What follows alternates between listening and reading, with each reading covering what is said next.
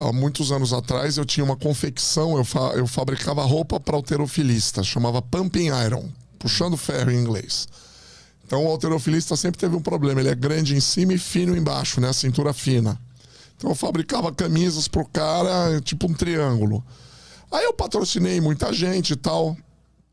Eu fui o primeiro brasileiro a participar, a visitar um concurso Mr. Olympia lá em Columbus, Ohio. Em 1986 eu tô falando isso. Muitos anos, acho que você não era nem nascido. Que ano você nasceu? 89. Então, em 86. E eu tive o prazer de jantar com Arnold Schwarzenegger, quando ele era o cara. Na época ele era o grande halterofilista, era o fisiculturista mais importante do mundo, né? Antes de ele virar artista, de virar governador da Califórnia, etc. Então, eu tive a oportunidade de jantar numa mesa junto com ele e visitar e conhecer esse mundo dos halterofilistas. Aí e eu viajava muito para o exterior, né? Numa dessas viagens, eu estava em Nova York procurando modelagem para confecção e eu me deparei pegando um metrô errado lá, acabei saindo num centro de exposições que tem em Nova York, chamado Jacob Javits Convention Center. E nesse lugar eu vi que tinha uma feira de invenções. Aí eu falei, Inventions Exposition. Eu falei, caramba, que porra é essa? Vou entrar pra ver, né? Eu entrei nessa feira e nunca mais saí desse mundo.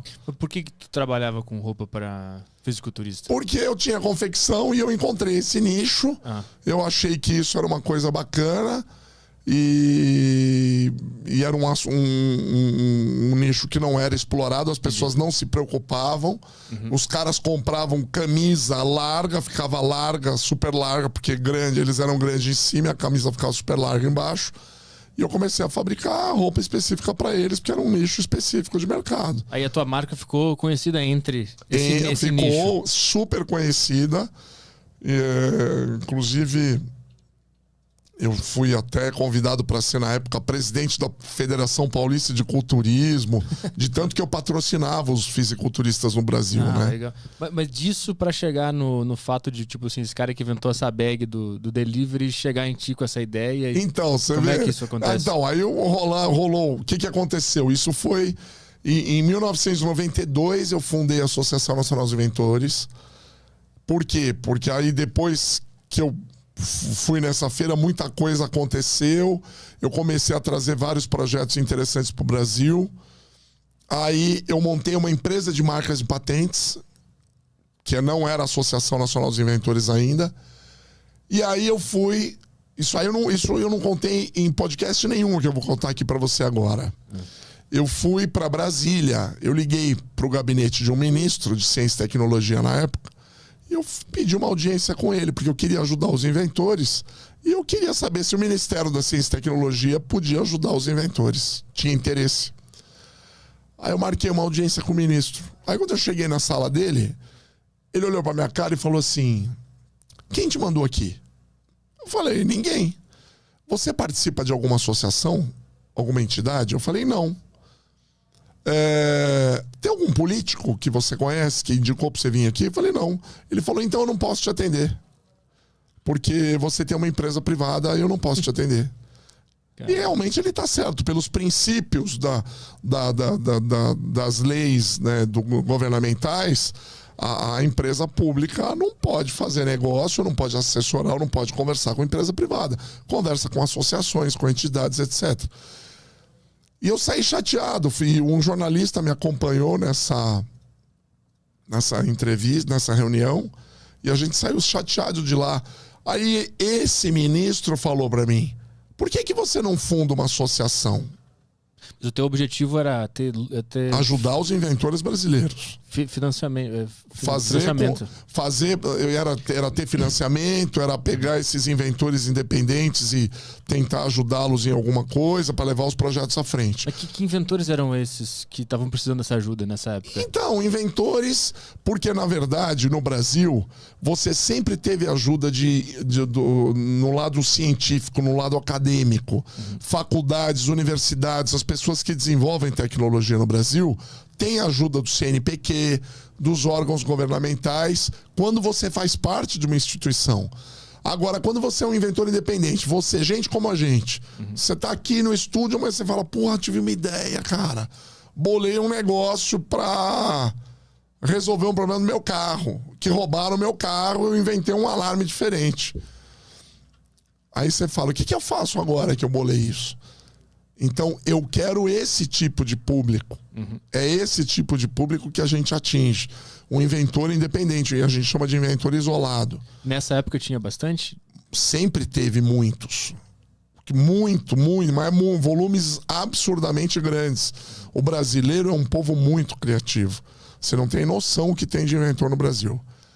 Aí o que aconteceu? Eu saí chateado do gabinete do ministro, inclusive eu coloquei isso no meu livro, eu tenho um livro que eu escrevi, que chama Como Ganhar Dinheiro com uma Boa Ideia. E eu coloco no começo do livro que eu saí chateado, triste, no gabinete do ministro. Só que aí eu fundei a Associação Nacional dos Inventores. Fiz o que ele falou. Anos depois, 30 anos depois, eu encontrei esse ministro num restaurante. Ele já não era mais ministro. Aí eu me aproximei dele num buffet, que ele estava pegando comida. Aí eu falei para ele, ministro, porque sempre um ex-ministro é chamado de ministro, como o presidente, o ex-presidente é chamado de presidente, né? Eu falei, ministro, tudo bem? O senhor não lembra de mim, né? Ele falou, não. Eu falei, o senhor conhece a Associação Nacional dos Inventores? Ele falou, conheço, é muito famosa, né? Eu falei, ela existe por sua causa. Ele ficou espantado, botou o prato em cima da mesa, ele falou, como assim? Eu falei, quando o senhor era ministro da Ciência e Tecnologia, eu tive no seu gabinete, o senhor me pôs para fora do seu gabinete, porque eu não estava representando nenhuma entidade, e eu fundei a Associação Nacional dos Inventores. Ele ficou bobo, mandou eu sentar na mesa dele, fez uma festa, chamou os amigos dele para contar a história, tirou foto comigo. Ficou doido. Por quê? Porque ele viu que esse cutucão que ele me deu... Esse fora? Né, fez com que eu, num primeiro momento, saísse chateado. Que eu saí, eu não vou mentir pra você, isso eu nunca contei publicamente, eu saí chorando naquela esplanada dos ministérios. Eu chorei, eu falei, pô, eu nunca fui tratado tão maltratado assim por um ministro ainda. Por que o cara me tratou dessa forma? Eu não entendia na minha cabeça, né? Eu também não tinha maturidade para poder entender esse tipo de coisa. Aí eu saí muito chateado. Só que depois eu agradeci. Tanto que na época, quando eu encontrei esse ministro, que era o José Gondenberg, inclusive um abraço a ele aí, se ele um dia ver esse podcast, eu agradeci, eu falei para ele, agradeço por tudo que aconteceu, porque senão não existiria a Associação Nacional dos Inventores. Que tipo de invenções estavam paradas nessa época porque não tinha ajuda? Cara, eu vou te falar o seguinte. Sempre, eu vou te falar, o único cara que ajudava os inventores há muitos anos atrás, na época do teu avô, chamava Jânio Quadros. Ele adorava, você sabe quem é o Jânio Quadros, já ouviu falar? Claro. Ele foi presidente, inclusive, no Brasil. Ele, quando foi governador, ele toda segunda-feira, ele abria o gabinete dele, fazia fila na porta para ele atender os inventores. Ele adorava ver as invenções. Isso pouca gente sabe. Cara, interessante. Eu recebi uma vez um senhor de uns 85 anos que participou dessa época. Ele me trouxe, inclusive, um livrinho de uma associação muito antiga de inventores que tinha na época, e onde tinha a foto do Jânio Quadros atendendo os inventores, a homenagem que o Jânio Quadros fazia aos inventores brasileiros. Então era um dos poucos políticos brasileiros que adorava atender os inventores. E eu vou te falar o seguinte, nunca na história do Brasil teve alguém que pegasse essa bandeira do jeito que eu peguei. Né, de ajudar os inventores, de pegar os projetos, de levar os projetos à frente, de assessorar os inventores, de ajudar a fazer as patentes, de pegar esses projetos, levar para as indústrias, fazer a ponte entre o inventor e a indústria, entre o inventor e o investidor. Entendeu? Que isso a gente faz tudo lá na associação. Inclusive, lá na sede da associação tem o Museu de Invenções, que eu fundei em 1996, que é o único museu de invenções da América Latina. E lá eu coloco em demonstração pública todos os protótipos dos inventores brasileiros. Só para eu entender, então, tu trabalhava com confecção de roupas para fisiculturistas e a tua marca deu certo e tu começou a viajar. Foi para os Estados Unidos, viu um museu lá em Nova York. Aí tu se encantou. O que tinha lá? Aí hoje em dia a palavra dos digitais é pivotar, né? Aí eu pivotei de confecção para escritório de patentes. E aí eu fundei a associação. Então, o que te motivou foi esse museu que tu viu em Nova York? Sim. Museu tinha? Não, a Feira de Invenções. O que tinha lá? Era 92 isso? Era em 1990, mais ou menos. O que tinha lá de mais revolucionário naquela época? Tu lembra? Cara, eu conheci o inventor da realidade virtual. Caralho. Eu conheci o inventor da raquete de matar mosquito, que a gente tem hoje. Sim. Eu conheci... Quem mais de produto conhecido hoje? Tanta coisa, cara, que eu vi.